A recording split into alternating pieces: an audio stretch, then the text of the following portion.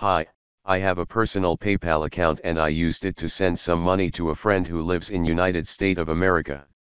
Today I received an email from PayPal that my September tax invoice is now available. It said the following: you can now download the latest monthly tax invoice. To see a summary of the GST charges for the payments you have received for September. I don't understand what to do with it. I don't have a GST number as well. Can you please help me, anybody? Thank you. PayPal is supplying services in India and hence had to take GST registration and charge GST on its fee.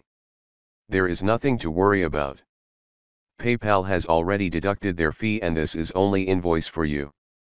If you are not running a business, you do not have to do anything since your account is personal. If you like this video, then do not forget to share it with your friends, because the more you share knowledge the more you increase.